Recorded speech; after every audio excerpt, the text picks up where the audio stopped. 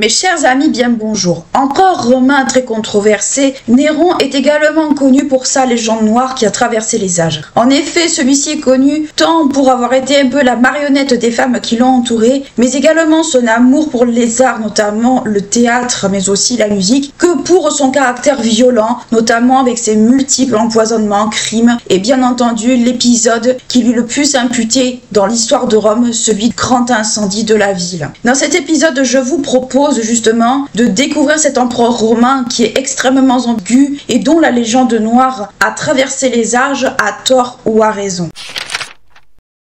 Si on cherche des sources sur Néron, plusieurs auteurs ont écrit sur son règne. Certains de leurs écrits datent d'époques antérieures justement, enfin du moins postérieures à l'époque de Néron, c'est-à-dire que dans ces écrivains, dans ces auteurs, on va retrouver par exemple Tacite, Suétone, Pline l'Ancien, Cluvius ou encore Fabius. Donc la plupart des données que nous avons aujourd'hui sur Néron, ce ne sont pas forcément des auteurs qui sont de l'époque de Néron, mais plutôt d'auteurs qui sont après l'époque de Néron et qui ont contribué justement à cette fameuse légende noire de Néron qu'on connaît aujourd'hui. Néron, ou Lucius Domitius Aerobarbus, de son véritable nom dans les premières années de sa vie, est né le 15 décembre 37 après Jésus-Christ à Antium, un port en fait au sud-est de Rome. Il est le fils d'un patricien, donc d'un aristocrate, Cnaeus Domitius Aerobarbus, et de celle qu'on va appeler Agrippine la Jeune. La famille de Néron n'est pas la famille la plus parfaite au monde, bien loin de là. En effet, son grand-père paternel avait un goût pour la chasse relativement violente et les combats de gladiateurs aussi violents. Son père, selon les sources, n'avait pas non plus un caractère relativement simple puisqu'il était tout aussi violent et dénué de morale, mais on le décrit à la fois extrêmement peureux et un père relativement absent pour son fils. Sa mère, quant à elle,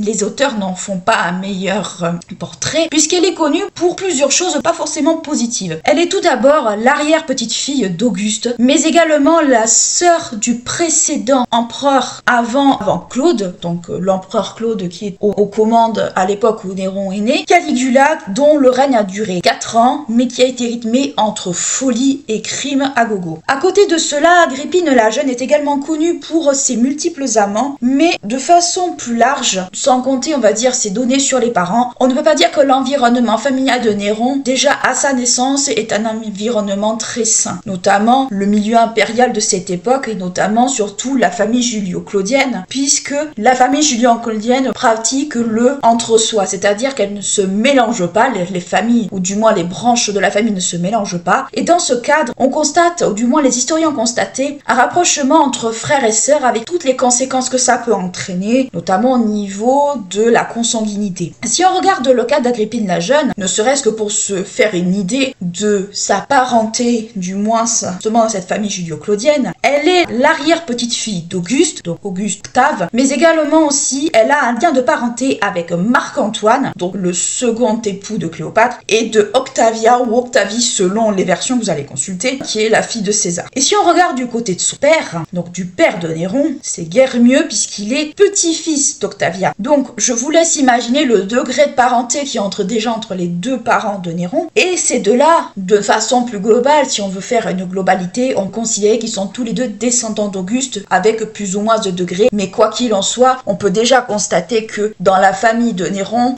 la consanguinité est quelque chose qui est relativement présente. Concernant Néron lui-même, ce dernier n'a pas eu une enfance très heureuse. Son père n'est jamais là et il meurt, ce dernier, quand Néron n'a que 3 ans, donc il l'a quasi pas connu. Quant à sa mère, elle ne lui témoigne pas plus d'affection que son propre père. À l'âge de 2 ans, Agrippine la Jeune confie Néron à sa tante Domitia Lepida. Sa tante ensuite le confie à un danseur et à un coiffeur qui vont aussi s'en occuper au même titre que cette dernière. En plus d'une famille qu'on peut qualifier peu d'orthodoxe, l'ambiance de la cour impériale n'est pas non plus des plus saines pour le jeune Néron. En effet, cette dernière est connue pour ses excès et ses crimes en tout genre. De plus, chez les Julio-Claudiens, il n'y a pas vraiment de règle de transmission des pouvoirs. C'est un peu celui qui arrive à l'avoir qui règne. Il y avait une concurrence concurrence constante entre les membres de la famille julio-claudienne, mais toutefois, malgré cette espèce d'entre-soi qui était un peu de mise dans la famille impériale, quelques alliances se sont conclues avec quelques gentes, alors quelques familles si vous préférez, comme par exemple les Silani, les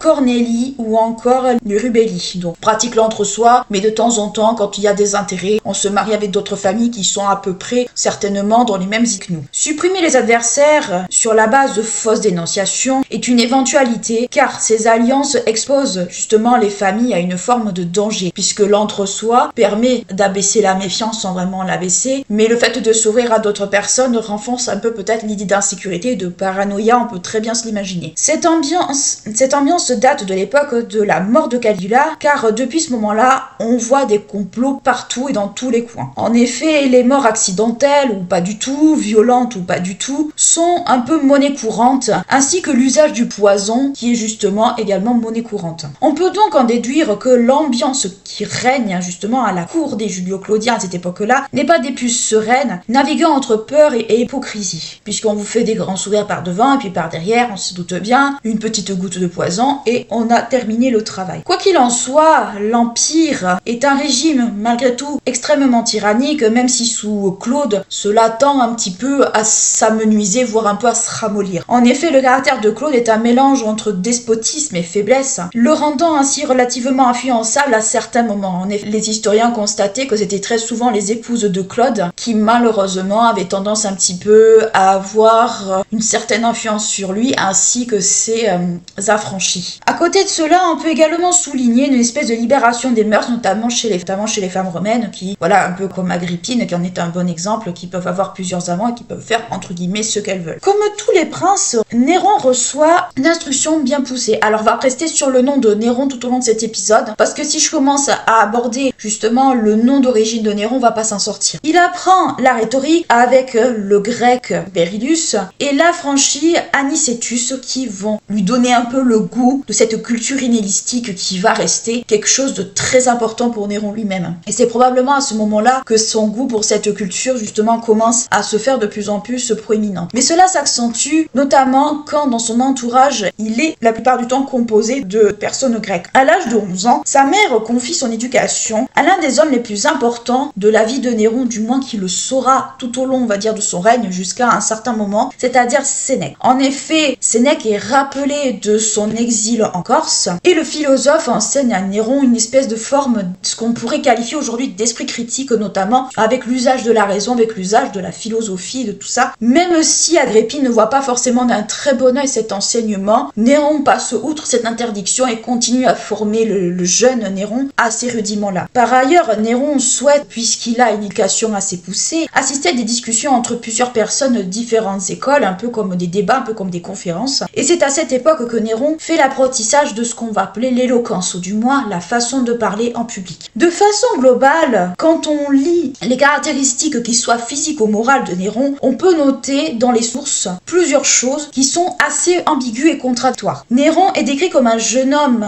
on va dire relativement beau, les yeux bleus, la chevelure abondante et blonde, un peu bellâtre comme on pourrait en voir aujourd'hui, mais également avec une consistance relativement fragile, ce qui pour l'époque en fait des Romains n'était pas quelque chose de dérangeant, voire qui était assez bien vu. D'un point de vue caractère et aptitude, Néron est décrit comme un enfant, du moins, puisqu'il reste quand même un enfant, relativement doué avec des prédispositions naturelles. En effet, on va lui attribuer une certaine vivacité d'esprit, une excellente mémoire et un don pour la littérature. Néron, il faut savoir quelque chose, c'est que c'est pas un bagarreur, c'est un artiste. Avant toute chose, vous le verrez tout au long de cette partie, c'est un artiste. Il n'a pas reçu une éducation ou le goût du pouvoir, où on lui inculque vraiment le goût du batailler. C'est plutôt quelqu'un qui utilise plutôt la raison, qui utilise plutôt le goût des belles lettres, des arts. Il a plus, tout au long de son règne, cela se caractérise par ça. Et c'est qui des fois lui vaut aussi quelques impopularités. Qu'a-t-on son caractère à proprement parler? On peut dire, et comme je vous dis, ce sont des sources qui sont assez contradictoires, parce qu'on peut se demander comment un caractère aussi doux peut être aussi violent. On attribue à Néron une certaine forme de timidité, d'émotivité, parfois avec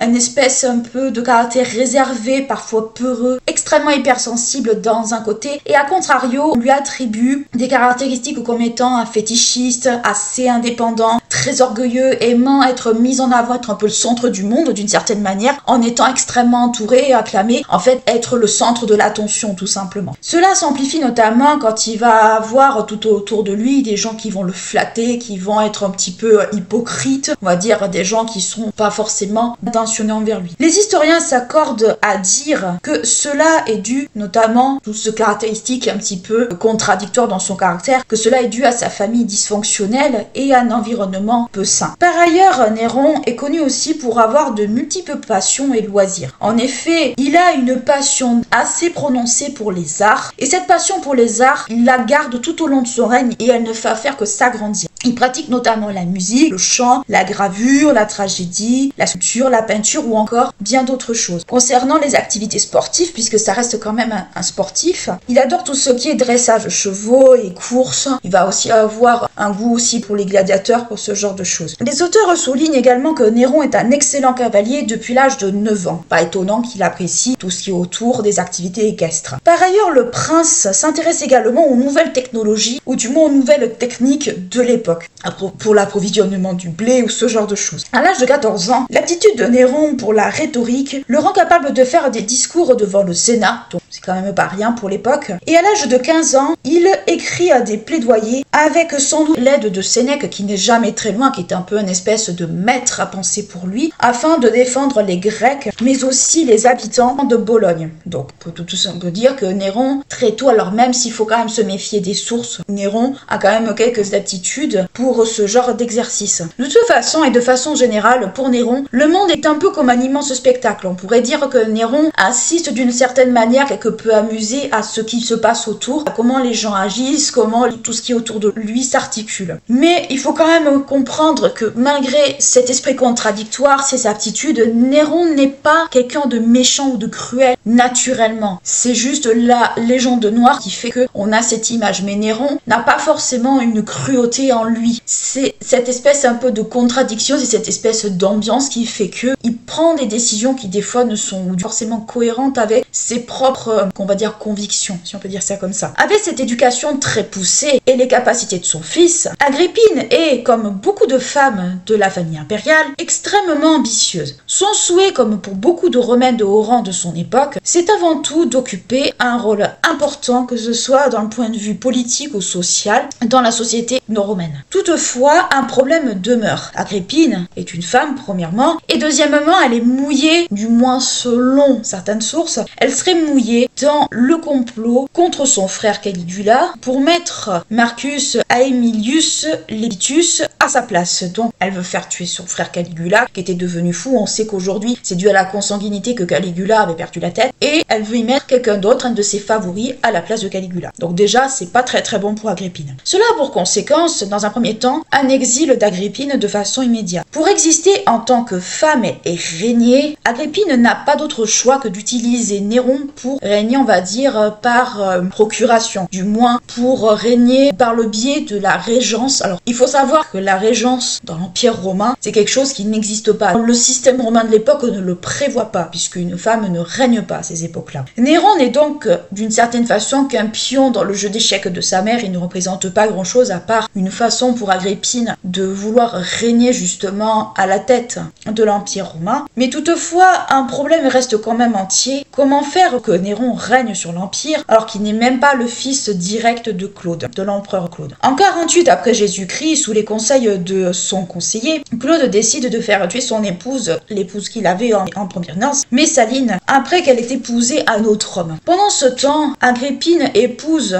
ou du moins elle avait épousé en seconde noces, Pacinus Cryptus, un personnage quelque peu étrange, mais qui finit rapidement mort empoisonné. Avec la mort de son second mari, Agrippine bénéficie d'une fortune considérable lui permettant de s'assurer une forme de sécurité financière qu'elle met à profit pour son fils. Libre de son second époux et libre d'épouser qui elle veut, elle décide en gros de mettre le paquet pour se faire épouser par Claude. Dans cette entreprise, Agrippine, par son amant Pallas, un de ses amants et qui est également un des affranchis de l'empereur Claude et qui exerce une grande influence de Claude, décide tout simplement à dire à Pallas, écoute, est-ce que tu peux faire pression sur ton maître puisque tu as une grande influence pour qu'il m'épouse? En gros, c'est ce que j'essaie de vous dire. On a précédemment vu qu'Agrippine était la sœur de Caligula, mais par rapport à Claude, on peut se demander qu'est-ce qu'elle est puisqu'il pratique, comme je vous dis, le entre-soi et qui se mélange rarement. Mais par rapport justement à Agrippine, Claude est en lien presque direct avec Agrippine puisqu'il est l'oncle d'Agrippine. Donc l'entre-soi est toujours de rigueur à ce moment-là. Mais quoi qu'il en soit, ce problème, on va dire, de consanguinité n'est pas forcément un problème puisqu'Agrippine réussit son coup et elle épouse Claude en 49 et elle réussit à faire adopter son fils Néron le 25 février 50. Donc elle se fait épouser en 49 après Jésus-Christ et ensuite elle pousse Claude à reconnaître Néron comme fils adoptif en 50. Avec son adoption, Néron, ou du moins le Néron qu'on connaît, change de nom de Lucius Domitius Aeroberbus. Ce dernier devient Tiberius Claudius Nero. Donc Néron.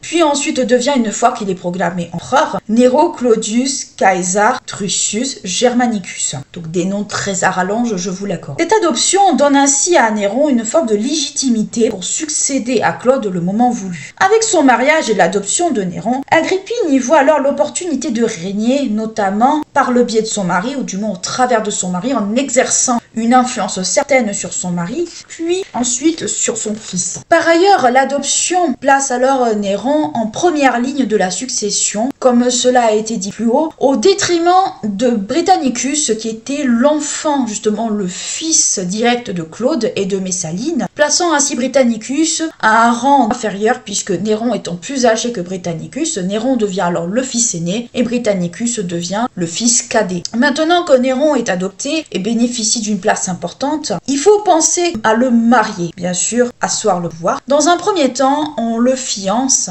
avec la fille de Claude, Octavie.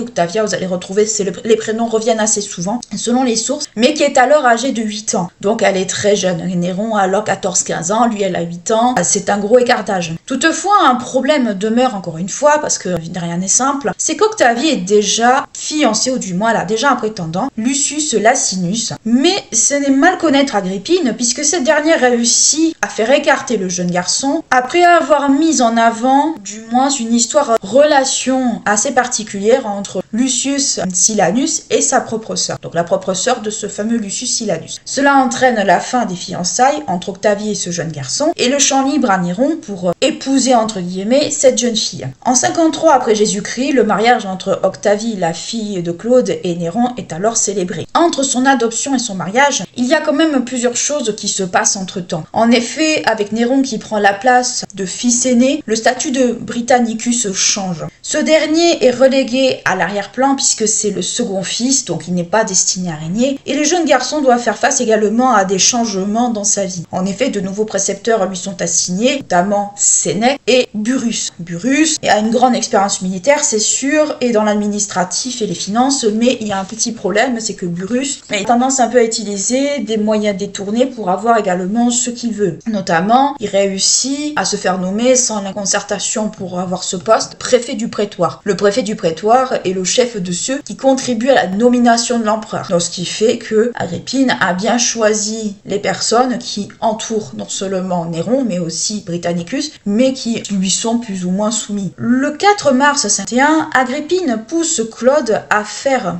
porter la toge virile à Néron un an avant l'âge requis, c'est-à-dire 14 ans. Donc Néron à ce moment-là a 13 ans. La même année, le jeune homme est nommé consul désigné, puis prince de la jeunesse. Cette fonction consiste à superviser, en cas d'absence du prince, le prince légitime, l'administration de la capitale. C'est à titre honorifique, ce n'est rien de plus. Avec la fortune qu'Agrippine a réussi à avoir du décès de son second mari, elle met tout en œuvre pour promouvoir son fils, ou du moins de promouvoir Néron, son fils, auprès du peuple. Alors il faut savoir que Néron, contrairement à ce qu'on pourrait penser, est un empereur qui, on pourrait dire d'une certaine manière, a beaucoup œuvré pour le peuple au risque de se mettre les classes plus nobles à dos. Plus tard, on le verra, Néron va toujours garder une espèce un peu d'affection entre guillemets pour le peuple, et cette affection pour le peuple ne sera pas toujours bien vue, malheureusement. Toutefois, l'argent s'épuise et il faut chercher d'autres moyens, ou du moins d'autres argent, notamment par la captation de testaments, c'est-à-dire se greffer sur des héritages qui n'ont rien à voir avec la famille pour récupérer encore plus d'argent, ou suite suite à des crimes, tout simplement. Parmi les crimes, on peut citer justement la mort de Lépida, la tante justement de Néron, car elle a trop d'influence sur son neveu et sa mère n'apprécie pas ça. Pendant ce temps, Néron, malgré qu'il soit un adolescent, continue son apprentissage d'empereur, notamment en rendant la justice. Donc petit à petit, Agrippine va faire en sorte que Néron apprenne petit à petit les ficelles du métier, même si elle l'a préparé bien avant cela à cet exercice. Elle va encore plus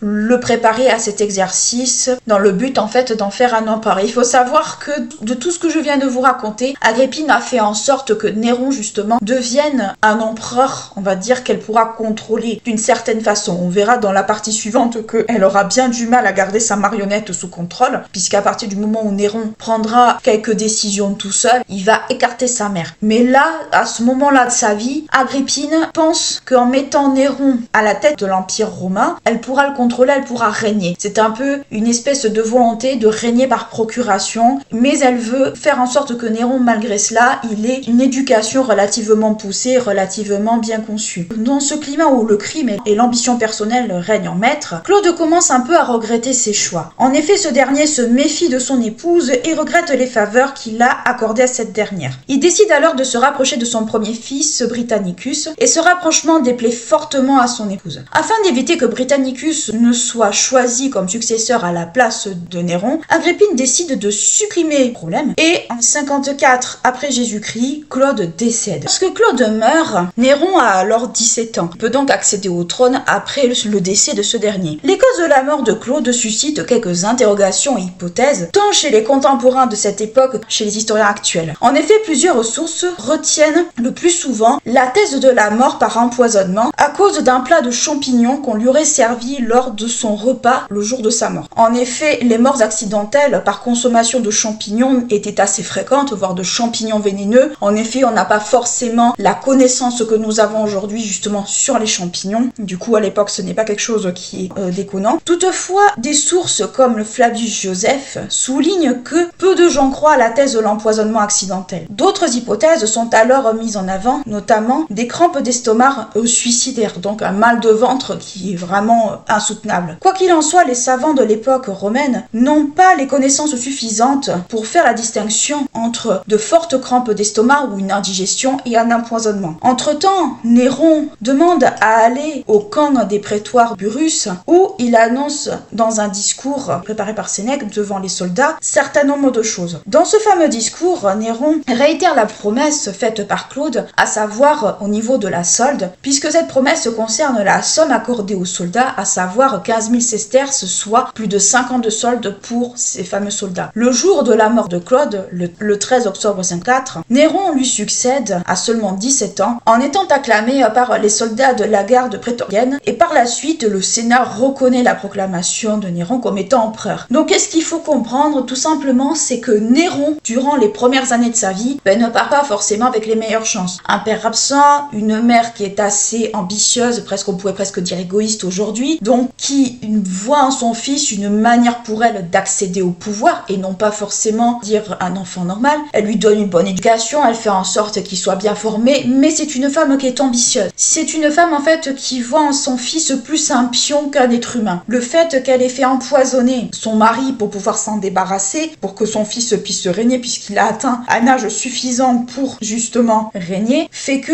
on pourrait se dire que la méchanceté de Néron, déjà à cette époque-là, n'est pas quelque chose qui se pose. La légende noire de Néron dans les premières années déjà n'est pas quelque chose qui va de soi. C'est plus un environnement malsain qui est plus à l'origine certainement de comment Néron est devenu, et le fait que justement Agrippine réussit à se faire épouser de Claude avec l'aide de Pallas, réussit à faire adopter Néron, montre justement à quel point sa mère était beaucoup plus ambitieuse que Néron lui-même. Néron, c'est quelqu'un qui aime les arts, c'est quelqu'un qui aime tout ce qui est autour de la pratique des sports équestres, il aime chanter, il aime jouer de la musique, il est proche du peuple, il est populaire auprès du peuple, et il le sera, on le verra plus tard que c'est quelque chose qui restera. Donc Néron, c'est un personnage qui n'était pas destiné à régner lui-même, et on peut se demander justement si ce sentiment peut-être de syndrome de l'imposteur, ou peut-être cette espèce de sentiment de se dire est-ce que je suis vraiment à ma place dans ce rôle, n'est pas quelque chose qui l'a habité tout au long de sa vie. On voit que c'est quelqu'un à qui on attribue des crimes, mais qui a peut-être un certain dédain justement vraiment tant de les commanditer que de les faire faire. C'est pas un personnage qui est antipathique, ce n'est pas le personnage horrible qu'on peut voir dans les films, dans les écrits. Je vous rappelle que les écrits sur Néron ont été faits après son époque, donc du moins l'ont chargé de défauts qu'il n'avait pas forcément peut-être de son vivant. Donc il faut bien garder en tête que Néron, dans les premières années de sa vie, c'est avant tout un pion. Et ce pion, en fait, Agrippine va justement s'apercevoir qu'elle ne le commande pas aussi facilement qu'elle le pense.